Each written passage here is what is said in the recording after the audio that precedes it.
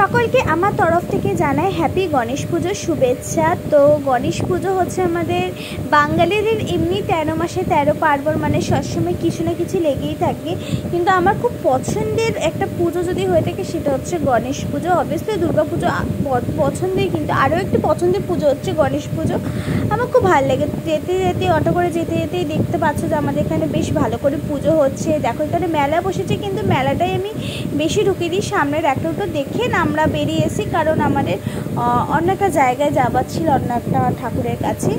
তো যেতে যেতে দেখছি যে কত ভিড়, যেন মনে হচ্ছে এখন থেকেই যেন দুর্গা পুজো শুরু হয়ে গেছে। আর এমন অটোর লাইন, বাপরে বাপ, মনে হচ্ছে এখনই যদি এত অটোর লাইন হয় তাহলে দুর্গা পুজোর সময় যে কত অটোর লাইন হবে ভগবান জানে। তো দেখো আমাদের এখানে কি সুন্দর লাইটিং করেছে, একদম দুর্গাপুজোর ভাইব, মানে এত রাস্তায় জ্যাম আর এত লোকজন। আর এখানে ভোগ খাওয়ানো হচ্ছে না, ভোগের ওখানে এত পরিমাণে লাইট। আর তার মধ্যে দেখো মহারাজের আবার ওনার এখন একটুখানি খেলনা কেনা দিচ্ছে হচ্ছে, তাই মাকে কিনে দিচ্ছে। তো এখান থেকে দেখার সঙ্গে সঙ্গে দেখছে আরজিকরের একটা মিছিল বেরিয়েছে।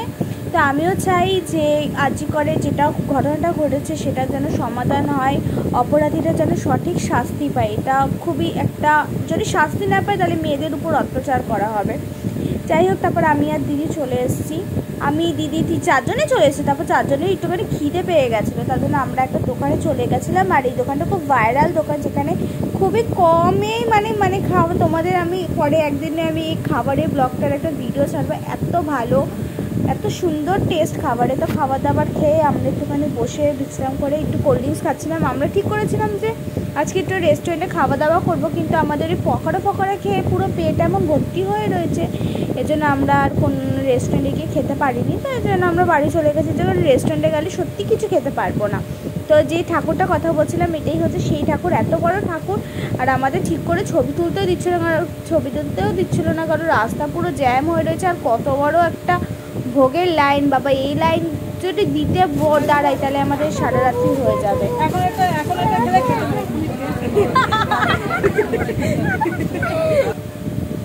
তো ফাইনালি আমি বিরিয়ানি কিনে সবার সাথে আমরাও টুকিটাকি করতে করতে বাড়ি চলে আসছিলাম। তো আমরা রিস্কায় উঠেছিলাম। তো রিস্কায় হয়েছে একটা ইনসিডেন্স, একটা ঢালাই ব্রিজ দিয়ে এমনভাবে রিস্কাটা উঠেছে, আর একটু হলে রিস্কাটা পেছন দিকে চলে যেত আর একটা বড় সড়ো অ্যাক্সিডেন্ট হতো।